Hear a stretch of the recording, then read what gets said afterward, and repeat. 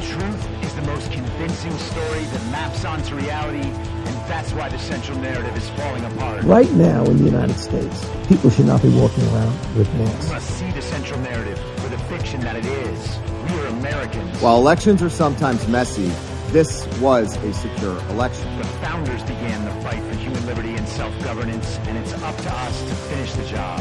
I'll tell you what, we are in a truth emergency right now. This is the end game.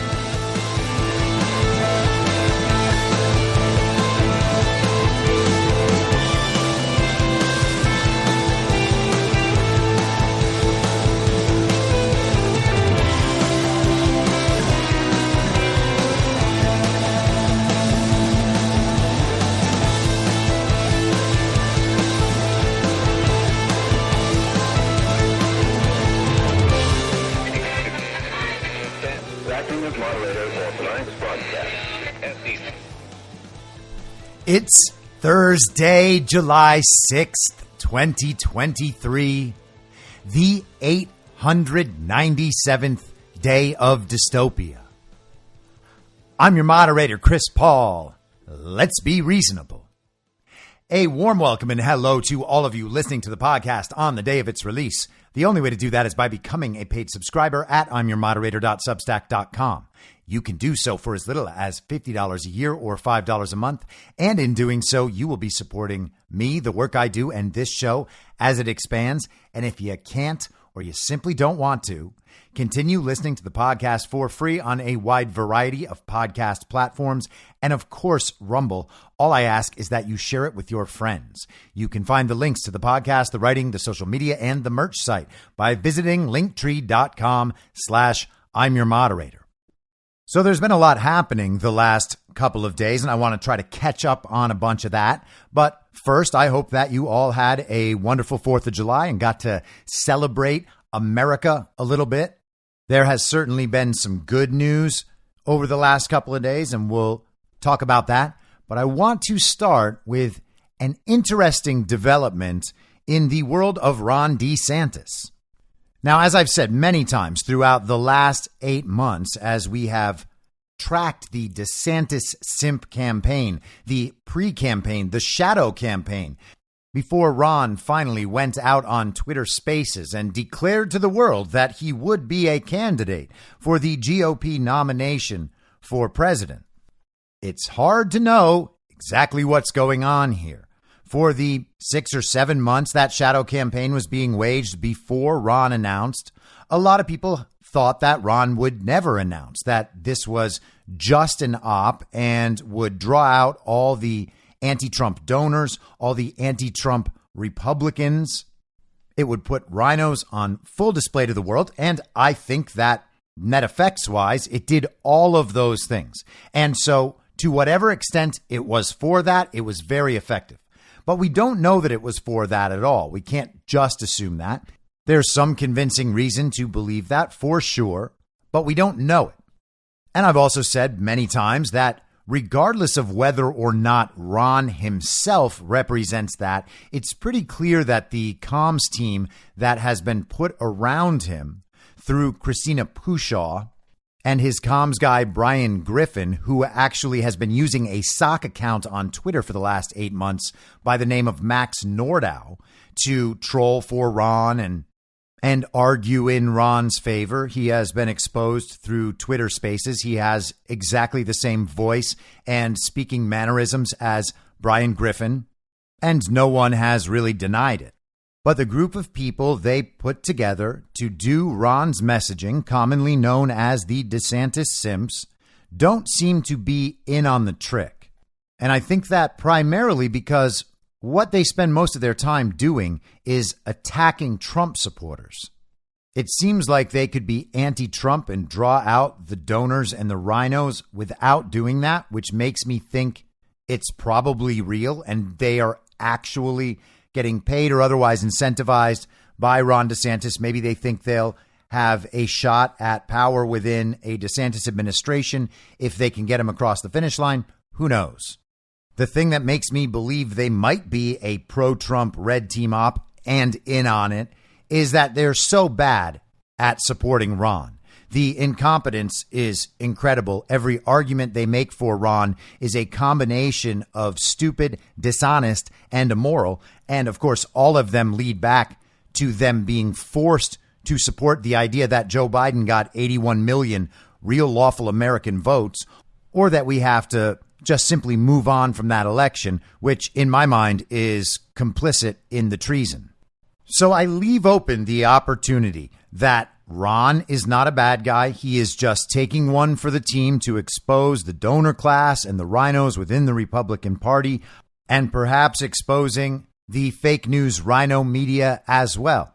It's also possible, although I think even less likely, that the DeSantis simps are in on it. Now, a lot of people think they're certain that those options might be true, and so they decide to ignore the whole thing. I don't operate that way. I don't think that's smart. If you are certain about something, that's just fine. But if you're certain about something like this, when you have absolutely no evidence other than that intuition and the logical case to make, then that's not certain. And you should consider at least that the thing is what it seems to be. I think sometimes on our side of things, the fact that we question everything and that we can find multiple explanations for why something might be happening leads us to believe that one of those alternate explanations is the definite explanation, and then we ignore the issue entirely. And clearly, over the last 8 months, I don't think anyone has ignored the Ron thing less than I have, because I see that as an institutional threat. This is representative of what the Republican Party establishment is, what they think of Donald Trump, and what they think of Donald Trump supporters. That is fully the Uniparty right. That is the regime. They are not different than the Uniparty left. In fact, they help the Uniparty left survive, and the Uniparty left helps them survive. That is what the controlled opposition construct is for. So let's, at least for the purposes of argument, so that we can think the thing through, let's assume that the face value interpretation of what has transpired over the last 8+ months is in fact real. Ron DeSantis wants to run for president. He is backed by the Bushes, by Karl Rove, by Paul Ryan, by people like Ken Griffin. He has big financial backers. He has globalist backers. He has Uniparty right backers, and he has Uniparty left backers, as the Democrat establishment keeps trying to make Ron DeSantis the real threat of the Republican Party. They're trying to hold him up in opposition to Gavin Newsom because they would love to have Gavin and Ron be the candidates that Americans are allowed to vote for next fall. That is an ideal situation for the Uniparty. Both of them are Uniparty champions, as far as we can tell. If you don't think that's true for Ron, after seeing the last 8 months, if you want to take the alternate version, the alternate explanation of what's happening, then why not consider the alternate explanation for Gavin Newsom too? Why can't Gavin Newsom be an undercover white hat if we're going to play this game? And the truth is that he could. I don't believe him to be, particularly not having lived almost the entirety of my adult life in California. But he could be, and you might as well leave your mind open to the possibility if you are going to favor alternate explanations just because you were biased toward liking Ron DeSantis in the first place. And I think that that's what a lot of people are doing. They don't want to admit that Ron DeSantis might be bad because they really liked Ron DeSantis. And that's totally okay. We don't always figure out who people are right from the beginning. Sometimes it takes some litmus tests that they pass or fail. Sometimes you just have to live for a while and see what happens. But if we're assuming that the Ron thing is real, then there have been some pretty substantial developments this week, narrative and otherwise. There is an extent to which all of these developments seem separate. But the fact that there's so many of them and they're all happening around the same date makes them feel like they are more than coincidence. And I have a theory on what might be going on. So let's talk about what those developments are. First, Steve Cortes, a frequent guest on the War Room, an economic advisor who has in the past worked with Donald Trump and supported Donald Trump. He came out a couple of months ago and endorsed Ron DeSantis. He decided that early May 2023, 6.5 months since Ron's shadow campaign began, he was already polling in the mid-20s at that point. Now he's down to about 15%. Cortez decided that was when he should go all in. Well, on Sunday night in a Twitter Spaces event, Steve Cortez said, right now in national polling, we are way behind. I'll be the first to admit that. I believe in being blunt and honest. It's an uphill battle, but clearly Donald Trump is the runaway frontrunner. He called the DeSantis campaign the clear underdog and said, in the first 4 states, which matter tremendously, polls are a lot tighter. We are still clearly down. We're down double digits. We have work to do. So they want to catch up in those polls, and by golly, I'm sure they'll get there. So Cortez framed himself as a teller of difficult truths, but this also became pretty big news. A top DeSantis spokesman was admitting that Ron DeSantis and his campaign were really, really far behind. When asked for comment the next day, Steve Cortez responded to Politico saying, Trump has debated through 2 successive presidential cycles, so of course he possesses a lot of experience in that arena. But I am convinced that Governor DeSantis will outperform expectations and inform large audiences about his amazing life, political record, and winning agenda for the presidency. He said taking on an incumbent or former president in the primary always represents a significant challenge. I gladly embrace that reality and joining the team. All of us on Team DeSantis remain convinced that the governor has a strong path to the nomination and the best chance of any Republican to defeat Biden in the general election. Clown show. DeSantis campaign spokesman Brian Griffin, a.k.a. Max Nordau on Twitter, says Ron DeSantis has been underestimated in every race he has won.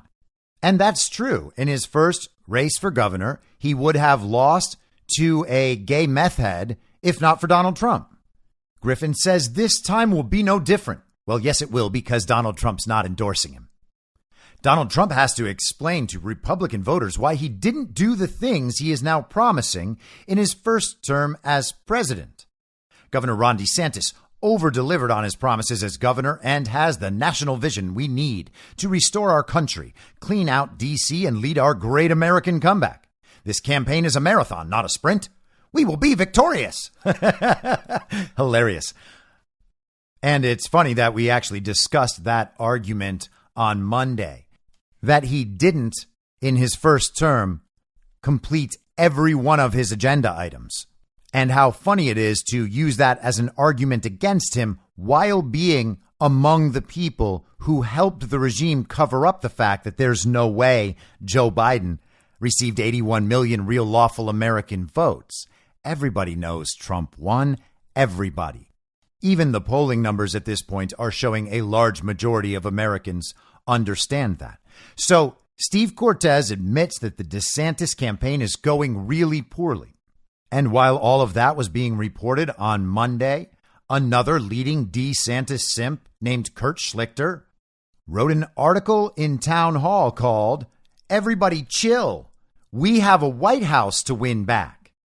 And the article makes the case that DeSantis supporters and Trump supporters are actually on the same side, and they're going to need each other in order to defeat that mean and nasty Joe Biden, even bigger than Trump defeated him in 2020, so that we can make sure the Democrats don't steal it, as if the Democrats are the ones doing the stealing. It's the Uniparty Left and the Uniparty Right working together as the Uniparty they are. That's who selects winners of elections. Democrats versus Republicans means absolutely nothing anymore, and we should be cautious whenever someone is presenting their case using that framing, Democrat versus Republican, especially on election fraud, because it is often an attempt to cover for the Uniparty right and blame everything on the Uniparty left because Joe Biden was the one who stole the election from Trump. That was not the only stolen election of 2020. And there are plenty of other stolen elections around the country at all levels in multiple election cycles to understand that Democrats aren't the only ones doing election theft.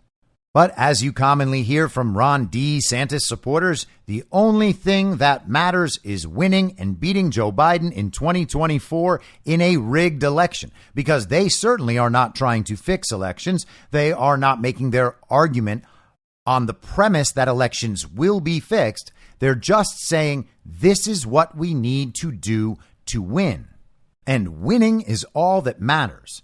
And in that way, they are able to take their support of Ron DeSantis over Donald Trump, the duly elected American president who absolutely won in 2020, from being a personal decision and judgment of theirs to simply being a matter of pure pragmatism. They understand it is so important that people with R's next to their name beat the people with D's next to their name in a rigged election in November 2024, 16 months from now, that they're going to support the guy who's supported by the very regime who stole the election. And that is supposed to appeal to everyone, their sense of pragmatism. We must defeat Joe Biden at all costs, even if it means leaving rigged elections in place and choosing someone who can win a rigged election.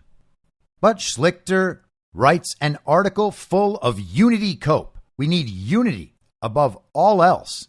In fact, we don't need unity above all else. We don't need unity at all. This is a sifting process, and that is the purpose.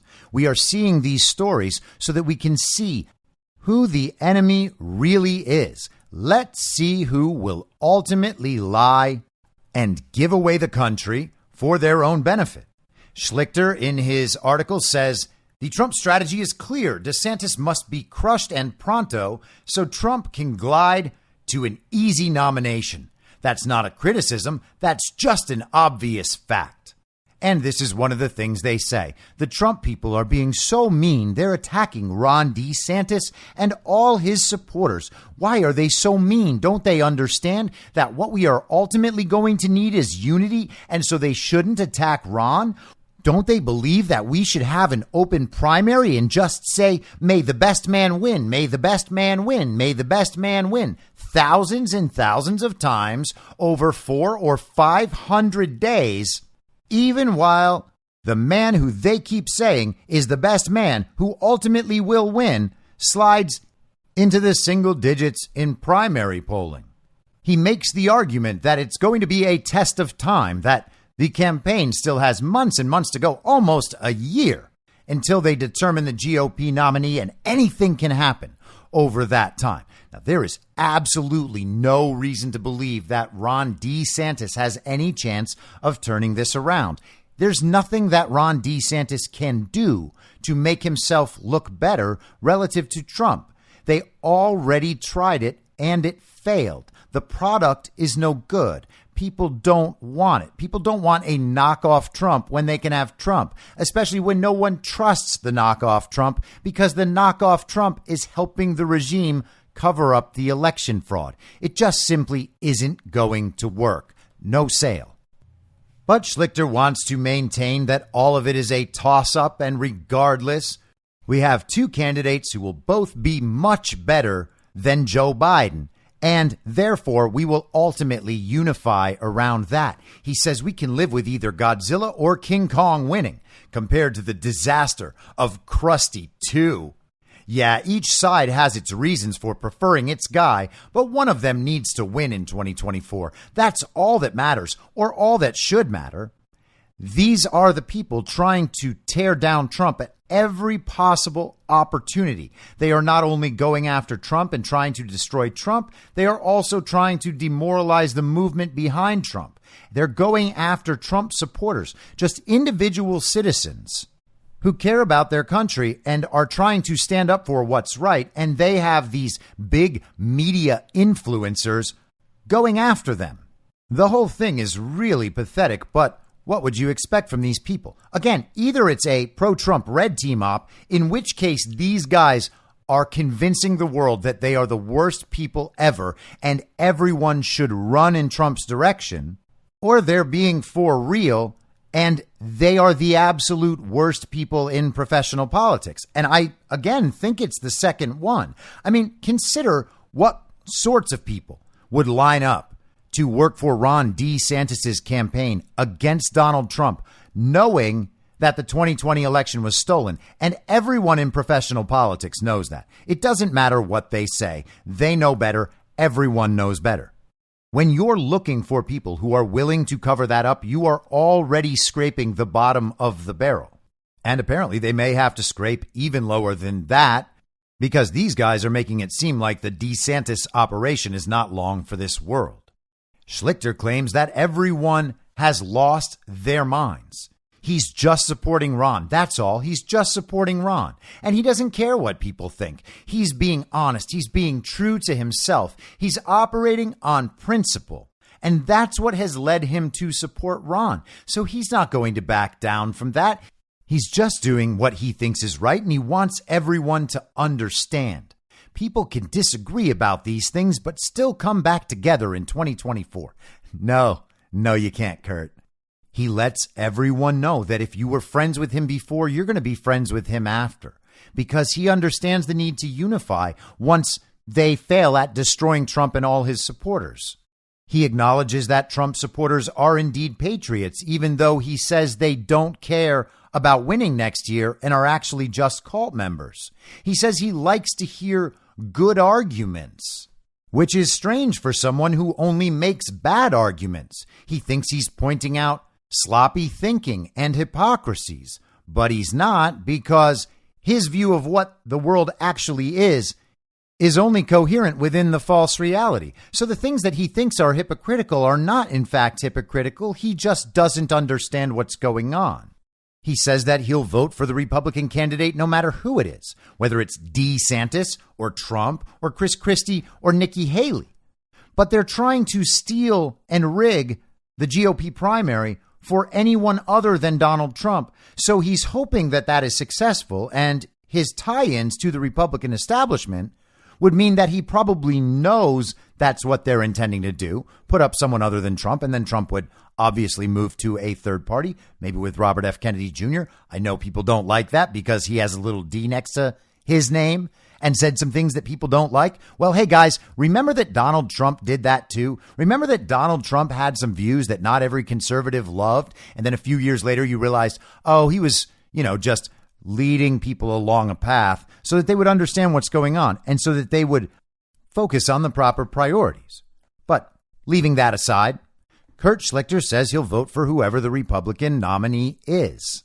But that doesn't actually mean he's willing to vote for Trump if, for instance, they rig and steal the election for someone else. If they rig and steal the GOP primary for Ron DeSantis, even as a DeSantis supporter, and the majority of the Republican Party knows that the primaries were rigged and stolen, it's not actually an honorable thing to then vote for Ron DeSantis as the GOP nominee. It would still be the honorable thing to support Donald Trump as a write-in candidate or a third-party candidate. There is no time at which it is acceptable to deny or ignore or accept stolen elections. It's never acceptable. If someone has an election stolen from them, that's who good people should be putting their support behind, especially if you're claiming to care about a functioning country or a functioning democracy. So Sunday and Monday, Steve Cortez is accepting reality. Kurt Schlichter is begging for unity, saying, can't we just get along after 8 months of trying to destroy Trump and his supporters? And they weren't even the two most freaked out DeSantis simps. That would go to Bill Mitchell, who said that he made Trump in 2016. He got Trump elected and he can unmake Trump. Bill Mitchell, the internet influencer who everyone thinks is a moron, believes that he made Trump and that he can single-handedly take Trump out, which might lead one to wonder why he hasn't done it yet through the last 8+ months while he's been supporting Ron DeSantis. Maybe he's just biding his time. John Cardillo went absolutely batshit as well. A lot of people claim that he is rage tweeting, which a lot of people believe is drunk rage tweeting. I don't know him, so I have no idea whether or not that's true. But in a 24 to 48 hour period, 4 DeSantis simps are really kind of showing their cards. 2 of them are admitting reality and begging for unity. 2 of them are absolutely freaking out. And I was wondering why that was, because it didn't make a whole lot of sense. We heard about bad polling. We heard about nervous donors. And the campaign is attempting to explain how Trump not attending the GOP primary debate in August could actually be a really good thing for Ron. But that's not going to be a good thing for anyone. That's just going to be a bunch of also-rans complaining about Donald Trump and looking very, very small and not up to snuff. Now, all of this freakout occurred on Monday, July 3rd. And also on Monday, July 3rd, we got this article from Business Insider. Judge blocks new Florida election law signed by DeSantis this spring, calling it the latest assault on the right to vote. A federal judge on Monday put a temporary hold on a new election law that would have imposed more limits on voter registration efforts. In May, Governor Ron DeSantis signed SB 7050, a package of Republican-sponsored reforms to Florida's election system, including a ban on non-citizen immigrants helping register voters. Groups that retain certain voter registration information, such as for get-out-the-vote operations, could, under the law, also face felony prosecution. In a blistering decision, Judge Mark Walker of the Northern District of Florida agreed with plaintiffs that such provisions are likely illegal. The Barack Obama appointee wrote in a 58-page ruling, Florida may, of course, regulate elections, including the voter registration process. Here, however, the challenged provisions exemplify something Florida has struggled with in recent years, namely governing within bounds set by the United States Constitution. So their law was very, very bad. Now, we've discussed that law a bit on this show. There were complaints by Trump and others that this election law actually makes it easier for the regime to cheat and manipulate the outcome of elections, which no one would ever believe if they were obsessed with the obsolete Democrat-Republican paradigm. Why would Republicans try to make it easier to cheat in elections? It just doesn't make sense within that paradigm. But within the good twin, evil twin paradigm, understanding the Uniparty is real, understanding that the Uniparty right wants to keep the Uniparty in power just as much as the Uniparty left does, understanding that they both rely on election theft to remain in power, it would make perfect sense that they would pass laws that would make it easier for the regime to cheat in elections.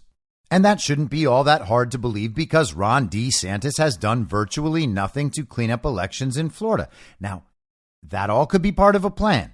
And Ron DeSantis was told to keep his powder dry. We're going to approach the elections in a certain way. There are probably going to be some Trump supporters very mad at you for not doing anything about Florida's elections, but we need to do this thing, so you're going to have to take the hit for a little bit. If that's the situation and Ron said, I understand, I will do that, then good for Ron, and we'll find that out one day. But otherwise, Ron hasn't done virtually anything to help Florida's elections at all, and he does not say publicly in any way whatsoever that our elections are routinely stolen, including in Florida. But the key here is that on Monday, a judge has blocked the implementation of that law. It is not a final decision. He may decide that law is just fine constitutionally. It could be appealed and go to other levels. But right now, that law has been blocked. What else was in SB 7050 that Ron DeSantis signed near the end of May? Well, this is from WTSP, the CBS affiliate in Tampa, Florida. His pathway to a presidential campaign, this being Ron, is paved in part by recent changes made by Florida's GOP-controlled legislature that will allow him to run without having to resign as governor. The measure, attached to a much broader elections bill, carves out an exemption to Florida law requiring anyone seeking office to resign from the one they already hold after qualifying as a candidate. DeSantis signed the bill, which takes effect July 1st, hours before officially launching his campaign. So he signed the GOP legislature's election bill, changing multiple different election regulations, claimed to actually make it easier to open loopholes for manipulation, election fraud, election theft in Florida, and also allowed him to run for president as governor without resigning as Florida governor. So Ron has been running in his official campaign for about 6 weeks, and the Florida law that he signed that allowed him to run without resigning from his office as governor has now been blocked by a federal judge. Now, again, that block is currently a temporary block, and it is also possible that the judge might strike parts of the bill and not others. The timing on this decision is very strange. It gets handed down on Monday, the same day that 4 different DeSantis simps are either having public meltdowns on Twitter or running for the hills. That's pretty weird, isn't it? Now, if this temporary block of this GOP legislature bill changing election laws in Florida and allowing Ron DeSantis to run without resigning becomes a permanent block of the entire law, then what does Ron DeSantis do? Does he resign to run? And what should we make of the fact that Ron has run for 6 weeks on the basis of a bill that proved to be unconstitutional, according to this federal judge? What would be the remedy for something like that? And then what would Ron do? I have a feeling he would probably suspend his campaign, and that is how they would say it. We're suspending our campaign while this issue makes its way through the courts. And that would be very convenient for Ron. He could go back to being Florida governor, the job he was just elected to do 9 months ago, that he hasn't really done at all since then. The job he raised tens of millions of dollars for, telling Florida voters that he was going to stick around and be their governor. He hasn't been their governor much at all this year. He's just been focused on first the shadow campaign and now his real campaign for president. It provides him a lot of cover. He could simply say, well, you know, I would have to resign to run now. I respect the court's decision. And so I am going to remain Florida's governor and I will suspend my campaign. And who knows, maybe in the future, if things go really bad for Trump and he ends up imprisoned, Ron could simply say, well, you know, I think that this is such an important moment that I am going to resign my position as Florida governor and re-enter the presidential race. I think my party and my country needs me. Narratively speaking, that is probably the best case scenario for Ron. Now, alternatively, let's think about what we've learned over these last 6 weeks that Ron has been campaigning despite this law's status being up in the air. At this point, it would have basically been a trial balloon. The donors, the GOP establishment, would have put Ron out there and said, hey, go get him, Ron. And he had a 6-week test. He failed that test. And now they get to get out of it while keeping him in his position as Florida governor. Then we have this today at CNN. Florida GOP will require 2024 candidates to sign loyalty pledge to qualify for primary ballot.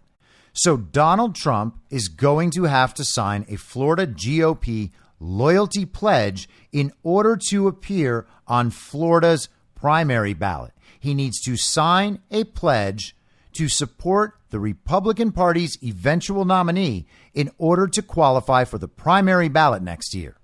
From the article, the new pledge in Florida is similar to a Republican National Committee requirement to qualify for next month's first presidential debate, under which participants have to sign a pledge, quote, agreeing to support the eventual party nominee. At least one candidate, former Texas Representative Will Hurd, has already said he will not sign Florida's pledge, even if that decision excludes him from the state ballot. And he takes the opposite end approach. He says the issue is not with me supporting a Republican nominee. The issue is I am not going to support Donald Trump. How bold. Now, Donald Trump is almost definitely going to skip that GOP debate. There is absolutely no reason for him to debate. These people are smaller than him. They are irrelevant. He doesn't need to appear on stage with Chris Christie and Asa Hutchinson and Ron DeSantis so they can all use the opportunity to attack Donald Trump in the most clever way and make themselves media darlings. There is no advantage for Trump there. We don't care about seeing him debate these clowns, so why in the world would he do it? And he likely won't.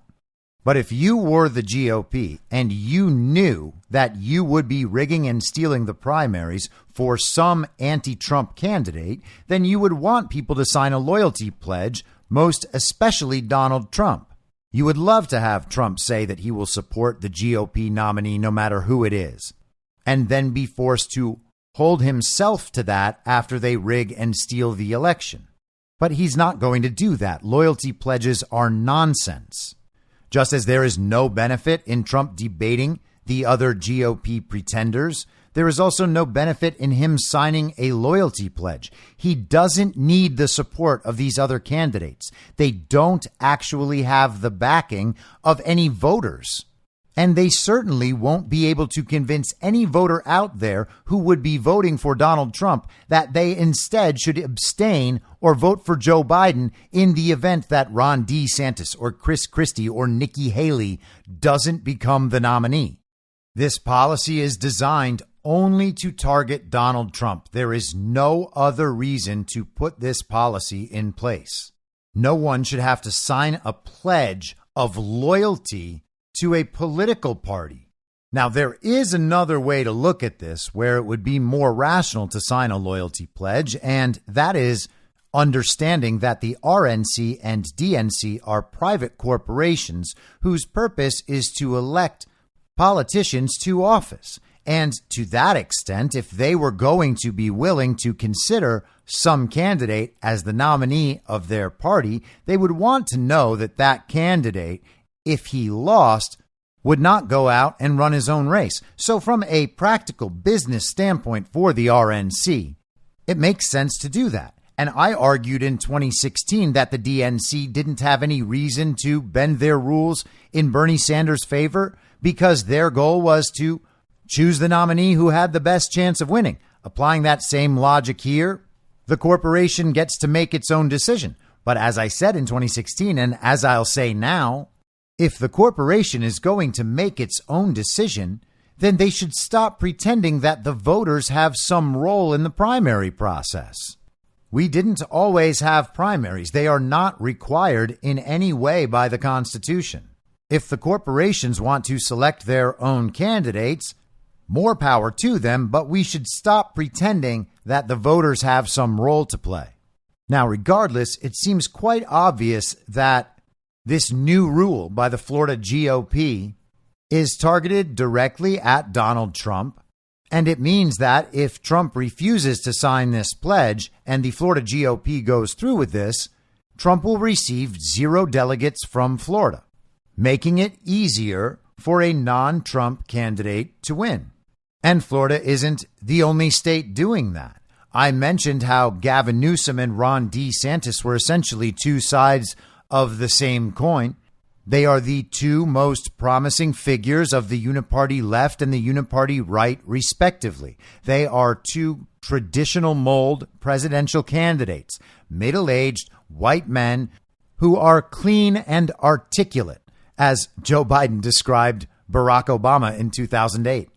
Here's what California is doing. Laura Loomer has exposed this. This is on her Substack, lauraloomer.substack.com. And I know a lot of people don't like Laura Loomer. I don't really have an opinion about her. I only care what the net effects are and whether or not she's right. It seems like she is in this case. And because she is, it's a damn good thing she did this, regardless of anyone's personal feelings about her. She writes in her Substack, I have obtained exclusive documentation which proves that the California GOP, specifically California GOP chairwoman Jessica Patterson, along with California RNC National Committee woman Harmeet Dillon and committee man Sean Steele, are trying to amend the bylaws regarding the presidential delegation process in California as it relates to the RNC's nomination of the 2024 GOP nominee. Now, you will remember Harmeet Dillon is an attorney. She is the attorney who was representing DC Drano, a.k.a. Rogan O'Handley, who is going after the social media companies for censoring him. And she was running to be the RNC national chairperson, taking Ronna McDaniel out of that position. Mike Lindell also ran. Harmeet Dillon didn't debate Mike Lindell. She had Caroline Wren go debate Lindell in her stead. And if you remember back to that process in January, people were freaking out that Ronna McDaniel was kept in place. And a lot of people said that Donald Trump specifically requested Ronna McDaniel keep her place. People were mad at Donald Trump for doing that. And they said Donald Trump wants to continue the Republican culture of losing. We have to get Harmeet Dillon in there. And all of those people doing it, though many people denied it at the time, were Ron DeSantis simps. And isn't that strange? The establishment media figures who were not censored off Twitter at any point, all of them supporting Ron DeSantis, wanted Harmeet Dillon to be the RNC chair. And here we have the DeSantis simps freaking out and Harmeet Dillon directly connected to another anti-Trump effort in California. Laura Loomer writes, essentially, the California GOP is trying to amend the winner-take-all standard for the California delegation process, which has been in place for years, so they can award delegates to the GOP candidate who comes in second place as a way to counter delegate wins for President Trump in New Hampshire and Iowa, since California has 169 delegates, which is the most delegates out of any state in the country. If the current national polling trends were to remain the same until the California GOP primary, the proposed bylaw amendment to California's allocation of convention delegates could possibly result in more than 50 of California's 169 delegates being allocated to Ron DeSantis, who is currently polling in second place after President Trump, who has a 40-point national lead over DeSantis as the GOP frontrunner. So the big thing to focus on, the takeaway here, is that California's 169 delegates were all given in a winner-take-all fashion prior to this year. 169 delegates would go to the winner. But now they've changed it. Now there might be as many as 50 delegates going to the second place finisher. And that is a massive difference. Instead of 169 delegates all going to one place, creating a 169 delegate gap between first place and second place, now it would be 119 to 50, if this example is accurate. And that creates a gap of only 69. That is a difference in the size of the gap between first and second of 100 delegates. That is multiple smaller states worth of delegates. Loomer is claiming this was done intentionally to harm Donald Trump and his chances of being the GOP nominee. They can't stop his momentum. They can't get actual voters to go out and vote against Trump. So instead, they're going to rig the system against him in as many ways as possible. We just discussed one in Florida, one of the other most populous states, and therefore one of the most delegate-rich states in the country. And now we're talking about California, the single most delegate-rich state in the country. Harmeet Dillon responded, saying, I see there is some fake news being spread about changes to California GOP bylaws.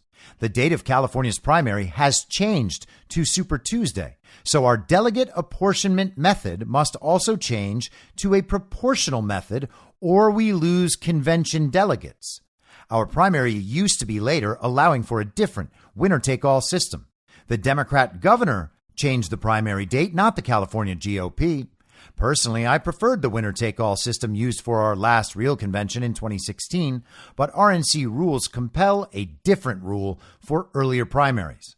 This would be easy to verify by anybody who understands the system, has gone to a convention, and comprehends how to read the rules. As there is a looming RNC deadline to pass qualifying rules, we are making a change whose final wording remains to be determined by our Rules Committee and by vote of our Executive Committee later this month.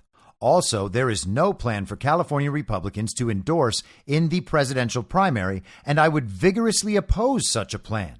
Republican voters must decide. In this matter, I answer to California Republican voters and nobody else. The fact that someone is trying to clout chase and create drama by spreading misinformation about legally necessary rules changes is unfortunate but predictable. So she is going after Laura Loomer's character, motivations, and intelligence, all of which are ad hominem arguments and do not address the case at all in that final paragraph. She addressed the substance of the case in the 3 paragraphs prior, and I wrote a post in response to that. And my response was retweeted by Laura Loomer, so she agrees with this, having done all the work in exposing this in the first place, believes I'm on the right track. I wrote, 1. The Democrats changed the rules, not us, even though the Uniparty Left and Uniparty Right work together. That is part of Harmeet's explanation. It was the Democrat governor. The Democrats changed the rules, and so now we just have to abide by those rules. Number 2, in order to not be punished by the RNC at the convention, we have to change things in a way that benefits the GOP establishment. So the argument Harmeet Dillon made was that the RNC would remove California delegates. California would have fewer delegates if they kept the winner-take-all system in place. They would not be given 169 delegates. They would be given fewer delegates because the RNC does not want California to decide the winner of the primary that early in the game by giving Donald Trump all their delegates. Trump would win all of the early states, and then on Super Tuesday, that massive win in California would basically make the nomination a done deal in March, and the GOP establishment doesn't want that. So the solution is one of 2 things. Either do this proportional allotment of delegates in order to harm Trump and keep the gap between Trump and the also-rans much smaller, or they can just have delegates taken away. And Harmeet says it's for the benefit of California voters that their delegates not get taken away. But that makes no sense because from Trump's perspective as the winner, he's having delegates taken away from him in either scenario. If they reduce the number from 169 to something lower, those would be Trump delegates that Trump isn't getting. And if they do the proportional thing and Trump wins, Trump is getting fewer delegates in that scenario, too. Then Harmeet Dillon goes on to say that they will not endorse a candidate. And that means that no matter how much Trump is winning by, the California GOP will not endorse a candidate, which means, of course, that they are endorsing someone other than Trump. Otherwise, they would just endorse the obvious winner. In either case, Trump gets fewer delegates, and it helps the also-rans in a major way. So we are seeing multiple anti-Trump election rigging efforts by the GOP establishment.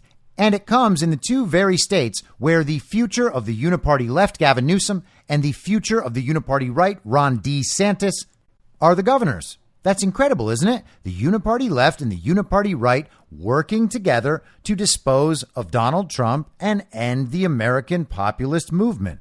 Now, are Gavin and Ron both working together in some covert way to help Donald Trump? I suppose it's possible. It's just extraordinarily unlikely. And if you agree that it's unlikely, it might be time to recognize that everything Ron DeSantis is doing seems to be explicitly in favor of the regime who stole the 2020 election and steals every other election. Ron hasn't done anything to fix election fraud in Florida, at least nothing we know about so far, aside from opening up some state investigation board controlled by the governor. Now, this argument between Loomer and Harmeet Dillon has lumped in a few other people. Unfortunately, Article 3 Project's Mike Davis has gotten involved on the side of Harmeet Dillon, saying that he doesn't believe that she would be part of this anti-Trump effort because his interest is in defending his friend. It really has not gone all that well for Mike Davis, who I have really enjoyed the last couple of years.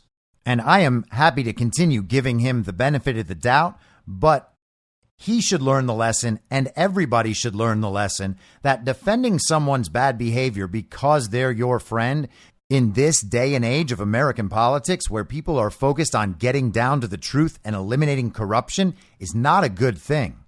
The idea that everyone is on the same side, as Kurt Schlichter tries to claim, has proven untrue. These people are not our friends. You know who your friends are. You know them in person. You talk to them. They know things about you. You know things about them. Following one another on social media and having conversations back and forth in the replies a few times over the course of years is not friendship. Now, it would be nice to assume that all of these people are good. There's just no reason to do that. Harmeet Dillon, as I said, ran to be the national RNC chair, and apparently Trump kept Ronna McDaniel in place. Those are the reports. I don't know the machinations. I don't know how it happened. All I know is that Ronna McDaniel is still the RNC chair and Harmeet Dillon isn't. And the DeSantis simps melted down about it. Her defense of her position has not been good. She has backtracked from that position over the last couple of days.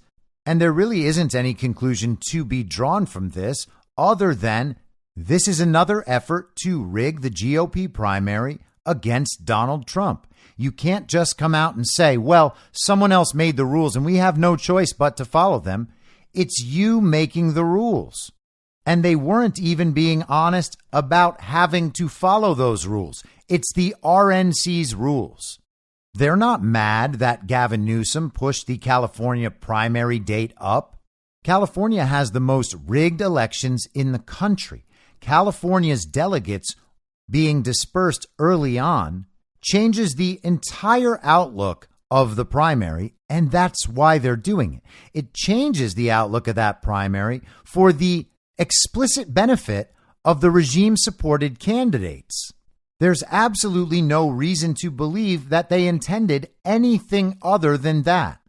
I do not know what it's going to take for people to understand that Trump is the only option, particularly for Republican voters. If you want to fix this country, if you want to fix our elections, there is only Trump. There's nothing else. I'm sorry that you don't like the sound of his voice. I'm sorry that you don't like how he upsets your liberal friends. There just is not another choice. They're trying to arrest and imprison him, and people don't understand that they would steal elections, that Trump is the man they're actually scared of, not Ron DeSantis. And his own party is trying explicitly to rig the primary elections and promote anyone other than Trump. They're doing that because Donald Trump presents an existential threat to the way they have always run things. That is why he is absolutely the only choice. Now, switching subjects without a segue. On Monday, we also discussed Elon Musk and the changes he made to Twitter over the weekend, making it impossible for these AI companies, these large language models, to train their algorithms on Twitter data. He made it so that unless an account was verified, they were limited to seeing a very small number of tweets, not enough to be able to execute the programs they were formerly executing. And that would make the censorship regime much harder. It would make it more difficult for them to understand and analyze narratives and respond to the narratives that they found inconvenient. A lot of people believed at first that this was Elon Musk making it so people had to pay for his service to be able to use Twitter properly. People called it a censorship effort, somehow related to the riots in France. And then you had people like me and Mike Benz, the former State Department official working in cyber issues under Donald Trump, who understands all of this far better than I do, saying that this might be Elon Musk striking directly at the heart of that censorship regime. So while all of this is going on, Meta, formerly Facebook, is rolling out an app they call Threads. It is apparently some sort of cross between Instagram and Twitter. Basically the format and the bones of Instagram, but focused more on Twitter-style posting rather than just displaying a gallery of pictures. There are also a handful of other potential Twitter competitors launching, and Variety magazine posted an article on Monday with the headline, "Quitting Twitter? Here are 6 alternatives from Threads to Blue Sky and Spill. So Threads is one of the alternatives. Blue Sky is another one by Jack Dorsey. That is supposed to be one of the more decentralized apps, as is Mastodon, one of the other listed alternatives. They have another called Spill, one called Post.news, and one called T2 Social. So there are these other social media apps being launched and marketed as Twitter alternatives. People are upset at Elon Musk. People are upset at voices that were formerly censored now developing a voice on Twitter. They feel threatened by that. They want to go to a platform other than Twitter so that they can have a Twitter-like experience somewhere else. And by a Twitter-like experience, I mean an app where the conversation is tailored to keep them feeling comfortable, as they did on Twitter during a time of greater censorship than exists right now. This is the sort of response you might expect at a time where Elon Musk is making it harder for the censorship regime to operate on Twitter successfully. Without the ability to scrape, they can't understand these narratives via algorithm and AI, and then they can't produce effective counter-narratives and censorship operations based on that same data. Now, if I'm correct in my interpretation of this, and I believe I am because my thoughts are backed up as one of the options Mike Benz presented over the weekend, then it will be interesting to see how the censorship unfolds on these other platforms. Will people notice the shadow banning? Will they notice the labeling of posts? Will they notice when posts are taken down? Will they notice when they're not seeing people's content, even though they follow those people? Will they notice the proliferation of corporate fact checks that don't make sense? And will they notice that an entirely different conversation is happening on another platform? If Twitter remains the dominant platform online in influencing the public narrative about politics and culture, then it will probably become clear pretty quickly that Facebook and Instagram and YouTube and Google and all of these other alternatives are still embracing that old-style censorship regime. I think it'll be very telling when we see how people respond to all of this. Do they believe that they are getting the truth on these other censored platforms? Maybe they don't care. Maybe they'll find these other platforms to be fun and entertaining. Maybe they will enjoy the attention they get on these other platforms, and it won't matter whether or not the truth exists on there. But I kind of think that people are waking up and they are going to realize that important things being said over on Twitter are simply not allowed on these other platforms. And if people are waking up, that's not going to work out very well for these other platforms. It was easy in 2020 and 2021 for these same people to dismiss apps like Parler or Gab, and then later Getter and Truth Social. They could say, those are the white supremacist sites. Those are the conspiracy theorist sites. And people would just ignore them. But a couple years later, people realized that's just not true, and it wasn't really ever true. And regardless, they're not going to be able to paint Twitter that way. They've tried. They have tried to say that Elon Musk has created a white supremacist site where people are just posting racial slurs and ethnic slurs and homophobic slurs all day and night. They tell us that the numbers are off the charts. They can't believe how mean and rude Twitter has gotten. They've tried 50 different ways to convince the public that Twitter is now a dangerous space of conspiracy theories and white supremacy. But it hasn't really worked, which means people are still paying attention to Twitter.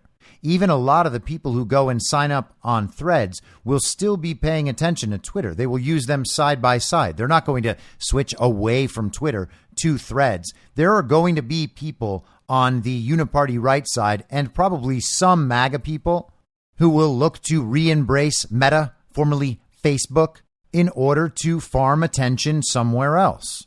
And I suppose there's at least some argument about how that could be an effective use of social media at this point in time, though I doubt it. Regardless, I think it's a bad idea to connect yourself and give all of your data over to Meta once again, particularly if you're one of the people who has left those platforms, as I have. But people who continue to use Twitter and then use Threads or one of these other alternatives will probably notice pretty quickly that major pieces of the public conversation being had on Twitter simply don't exist on these other platforms. And they might begin to wonder why. They might begin to wonder why those ideas are being censored off of these alternative platforms. At some point, you would hope it will dawn on them that it's because these censored ideas are actually true, and that's what makes them dangerous. So while that will make the censorship more obvious to the users of these platforms, the big news we received on the 4th of July should make it more obvious to everyone that the government was directly involved in censorship in direct violation of the First Amendment rights of its citizens. We have had it argued to us for years that the government and the social media companies are not working together. The social media companies are private companies and therefore allowed to censor. We were told that it was not the government doing it, nor was it the government delegating it. Well, that was false the entire time, and now the courts agree. This is Missouri Attorney General Andrew Bailey, who picked up the Missouri and Louisiana case when he replaced Eric Schmidt as Missouri's Attorney General. In a Twitter thread yesterday, he wrote, "Yesterday, we obtained an order to halt what the court described as the Biden administration's massive attack against free speech, unseen before in United States history. Some notable points from the judge's order in our landmark free speech case, Missouri versus Biden. The judge noted the censorship emanating from the federal government looks a lot like George Orwell's 1984. That, quote, the evidence produced thus far depicts an almost dystopian scenario, and that the feds appear to have, quote, assumed a role similar to an Orwellian ministry of truth. The court points out that the 20,000 plus pages of evidence my office uncovered display the frightening coercion and collusion occurring between the feds and social media companies. The court found that this evidence showed, quote, unrelenting pressure by federal officials and had, quote, the intended result of suppressing millions of protected free speech postings by American citizens. The court also found that the evidence shows the feds targeted almost exclusively conservative speech, except when they decided to target the president's political opponent who was running against him in the Democrat primary. Here are just a couple disturbing facts that the court found. At least 22 times, quote, White House defendants engaged in coercion to induce social media companies to suppress free speech. They, quote, made it very clear to social media companies what they wanted suppressed. Now, this isn't breaking news to any of us who have been following this the whole time and have experienced it ourselves. And it's not breaking news to people who have followed the release of the Twitter files, which seems at this point to be pretty clearly a disclosure operation, very controlled, in order to alert the public so that when they see something like this, they have a better understanding of exactly what's going on. Bailey goes on. Faced with unrelenting pressure from the most powerful office in the world, the social media companies apparently complied. And that was a quote from the judge. Here, the court finds that the feds didn't just force content takedowns, they also coerced social media platforms to change their policies. The feds have been trying to defend their acts by saying tech companies just censored according to their terms of service. Not so. Tech companies were forced to change their terms of service. One policy that companies were pressured to adopt or change was their hacked materials policy. Here, the court noted that the FBI repeatedly pushed tech companies to adopt new policy prohibiting posting hacked materials. That mattered because the FBI told tech companies to expect, quote, a hack and leak operation that would involve Hunter Biden. But the court specifically found that the FBI knew that the Hunter Biden information was not Russian disinformation. And of course they knew because they had the laptop for a year when the letter from the 51 former intelligence officials was written. The FBI's deception led to censorship of the Hunter Biden laptop story. He goes on, here the court finds that federal officials also pressured Facebook to censor information that, quote, did not violate Facebook's policies. In other words, content was taken down that would not have been but for pressure from the feds. He says the court finds that former White House press secretary Jen Psaki issued a threat of legal consequences to social media companies if they do not censor misinformation more aggressively. And they cite Psaki's public comments. The court found that the motivation of Dr. Anthony Fauci and other defendants was specifically a takedown of protected speech. The court found that defendants in the Department of Homeland Security, which was created to stop threats of terrorism, wrongly, quote, believe they had a mandate to control the process of acquiring knowledge. That is rather shocking. He says the judge notes that the feds want to censor, quote, with regard to other issues such as gas prices, parody speech, calling the president a liar, climate change, gender and abortion, and criticism about, quote, U.S. withdrawal from Afghanistan and the return of U.S. support of Ukraine. That is what you might expect in a totalitarian, authoritarian, dictatorial banana republic. All criticism of the state is eligible for censorship. That is what this regime is. Bailey writes, COVID was merely a Trojan horse, the beginning of this vast censorship enterprise, to see how far they could take this thing. Last and most importantly, the court warned there is nothing stopping the feds from continuing to censor political speech without its injunction. This injunction is a huge win in our court battle against the largest First Amendment violation in American history. The fight for our freedoms is just beginning. Stay tuned. Bailey also noted in his posts when the decision was released on July 4th, the preliminary injunction prohibits nearly all of the federal government, including DHS, DOJ, and HHS, from coercing and colluding with social media companies to censor free speech, among other things. He also notes key officials of the White House, CDC, FBI, State Department, and other agencies are also blocked from participating in the federal government's vast censorship enterprise. Now, the game's not over, but this is massive. The evidence makes clear, and the court agrees, that the federal government was working to censor the First Amendment protected political speech of American citizens. The federal government was violating the First Amendment rights of American citizens en masse. They were doing it specifically to quash dissenting narratives and maintain power. This did not just benefit Democrats, it benefited the Uniparty Left, and the Uniparty Right. Members of the Uniparty Right complain about censorship now, but where were they then? They were promoting the entire COVID agenda, just like their friends on the Uniparty Left. There weren't any rallies. There weren't any conferences to protect the political speech of those of us who were actually censored and banned. People like the Daily Wire crew and these DeSantis simps use that censorship to pretend they themselves are victims and not part of the problem. Now, again, this isn't the end of the game, but it's real good progress. If you've been following this podcast for a long time, you will know that I have always believed this is all headed in this direction. I believe fully that the social media companies will be held to account for all of this, as will the government, because it is so blatant. It is such an obvious violation of the First Amendment, and it is so obvious that the government and the social media companies were colluding to violate the First Amendment.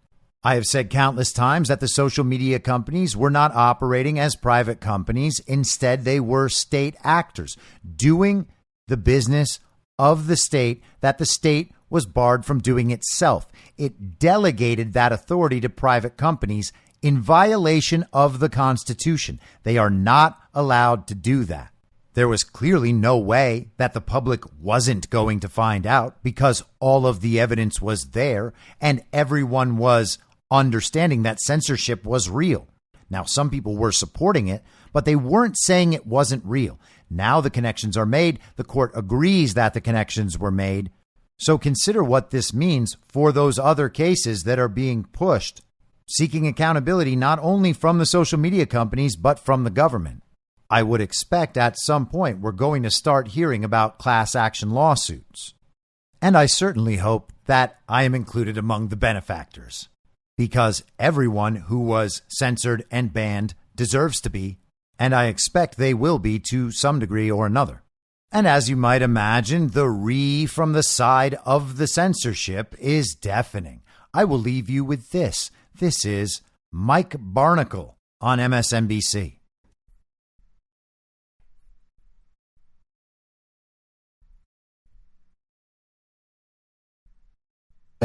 And you keep wondering, when is America going, and when are Americans going to say, what is wrong with these people? What has happened to this country in the sense of what the Republicans have done to this country? You can take the MAGA judges. You can take the judge down in Louisiana who recently just basically voided the First Amendment of this country. Just perhaps voided it. You can take the comments of any of the candidates, almost all of the candidates, and they've got something terrible to say about this country on an everyday basis. They're attacking the FBI. They're attacking the Department of Justice. They attack the American military. We're wrong to be in Ukraine, to stand up for democracy and for the liberty and the freedom of a specific country in Europe, Ukraine. They're against all of that, and the darkness is slowly starting to develop all of the political talk that we hear and show each and every morning on this program and other programs. I'd prefer to talk about Ellie De La Cruz, Shohei Ohtani, and the upcoming All-Star game, but that's not our reality. We'll get to that, Mike. Don't worry.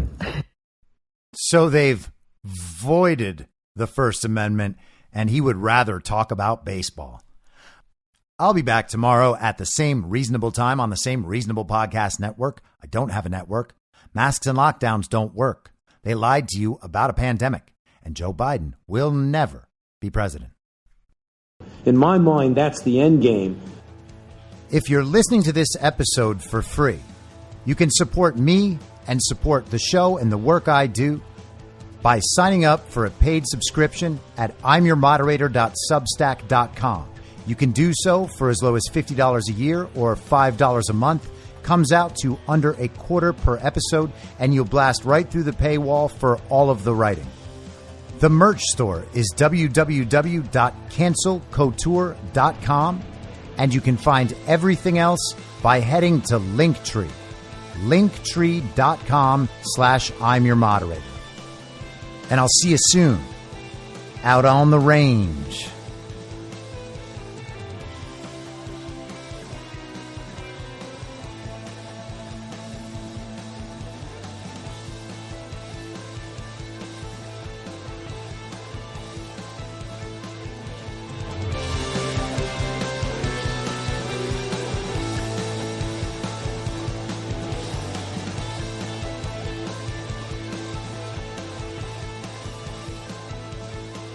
It's happening!